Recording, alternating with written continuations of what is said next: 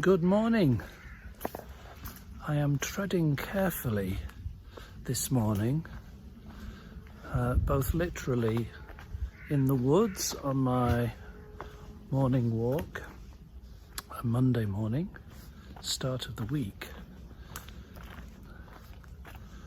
And I've just seen some friends, regular dogs, come. Have a look. This is my friend. Yes, good morning. How are you? I'm looking this.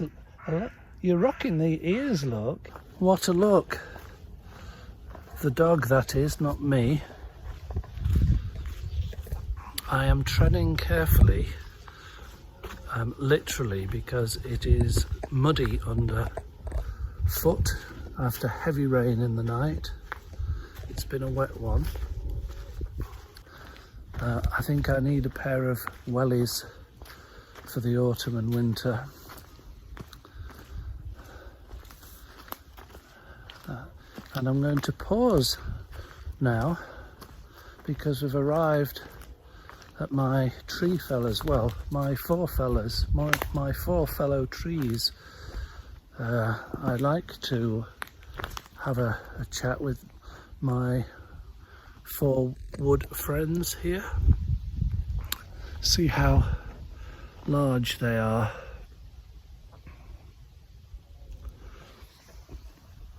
And just to give you an idea of where we are, over this dry stone wall is Narnia. I believe it's called Halldale, one of the Derbyshire Dales. There's some smoke rising. That's smoke, not mist. So a farmer, I'm guessing, is clearing some undergrowth, just a guess. Back to treading carefully. Not only literally, but metaphorically or relationally. And this is a bit of a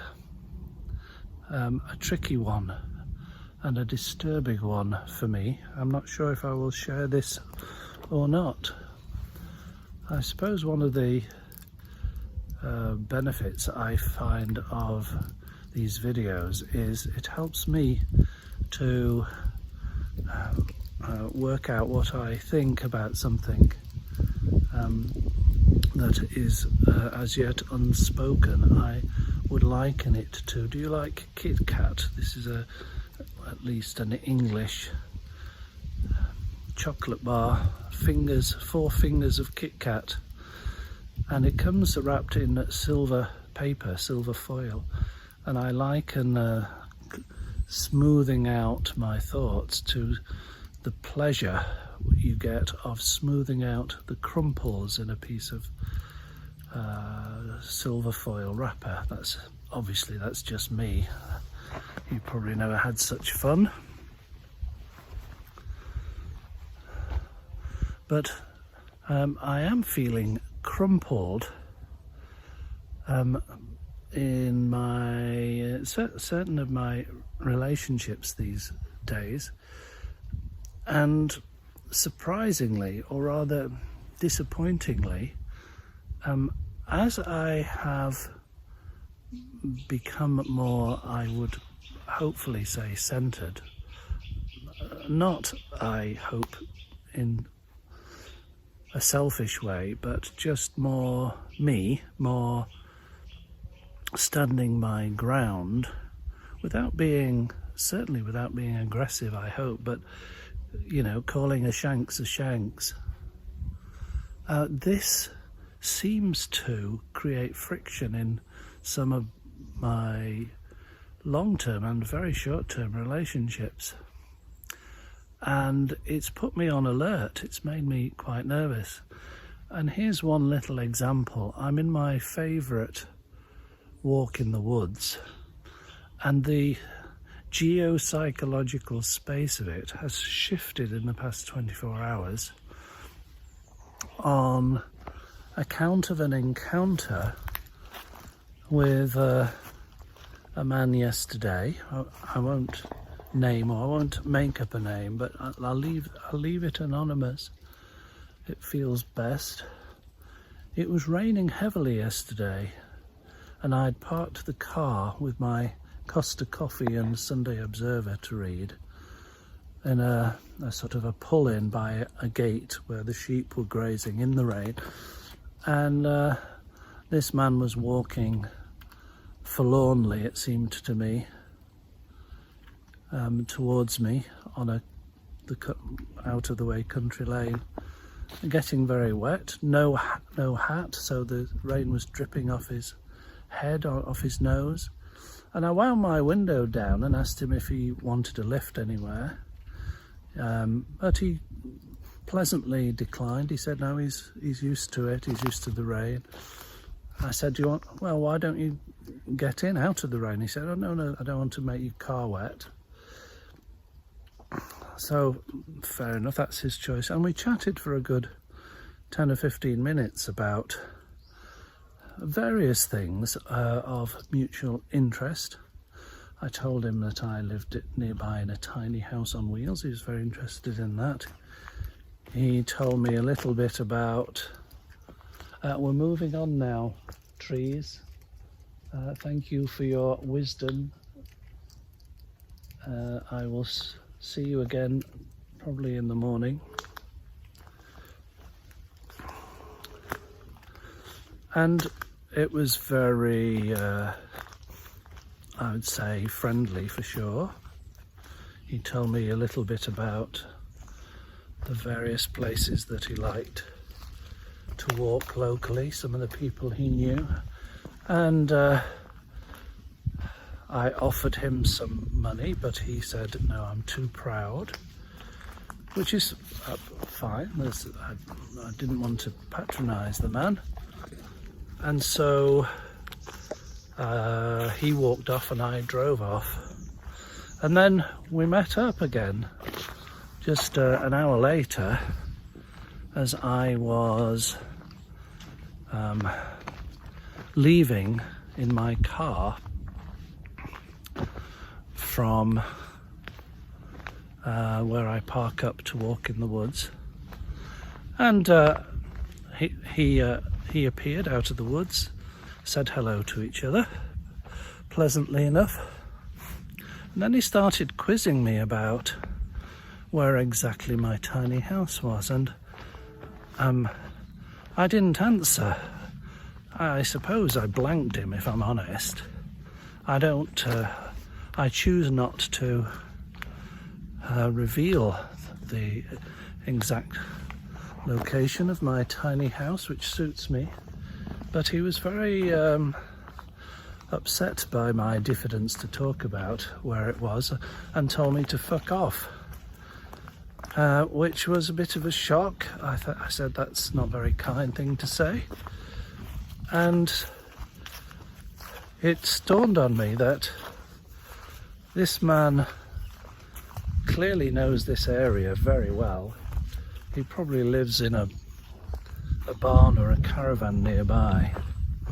And now all of a sudden, my refuge of the location of the tiny house and the woods here where I like to walk is overlaps certainly with his local area. And it's changed my psychogeography. Maybe I'm just oversensitive here, but now I'm not looking forward to bumping into him again and having an awkward conversation. Should I apologise? Should I try and be kind? Well, of course I'll be kind. But one of the topics that we'd talked about, which you'll be familiar with this, is that solo, ploughing your own furrow, so to speak, is not exactly trouble-free, but is trouble-less. Whereas as soon as you engaged with other people with their agendas hidden or overt, it seems to cause friction, and as I said earlier, alluded to earlier, stood my ground. Now I know who I am,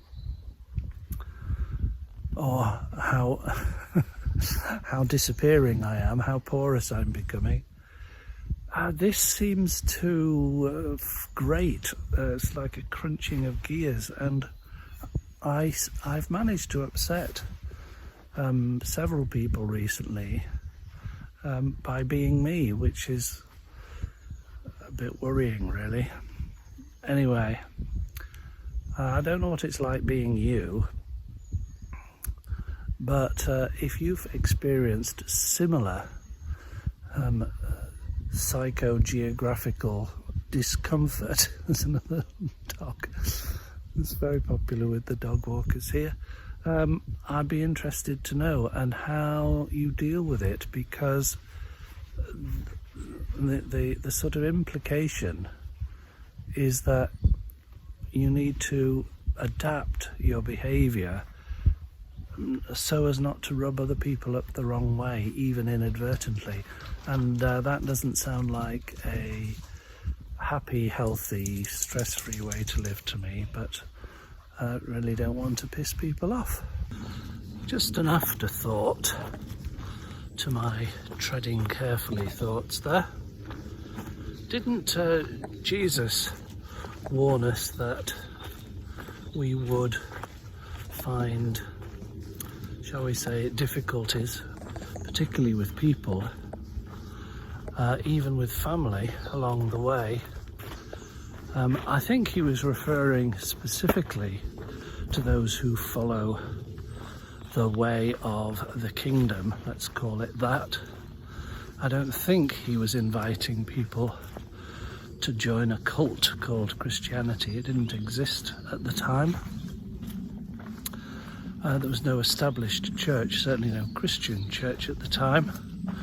Paul hadn't written his letters. Paul hadn't whipped up the Gentiles to join the club, but Jesus did seem to indicate that those who choose to tread carefully, or not so carefully, this path of spirit, as I might call it loosely, would encounter possibly opposition or certainly misunderstanding, and would end up treading on people's toes.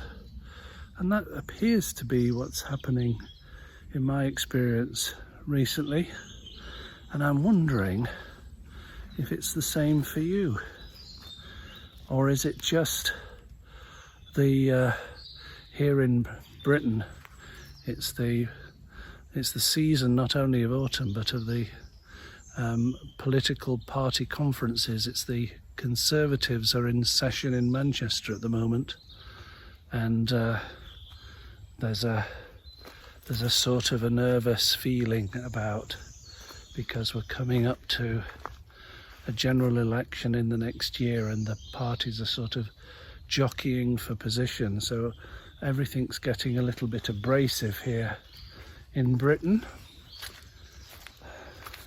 Heaven knows there's enough to be abrasive about already. And one of the reasons I choose to live in the tiny house near the woods here is to choose not to engage in such an abrasive, polarized society. I suppose it's easy in a society of one.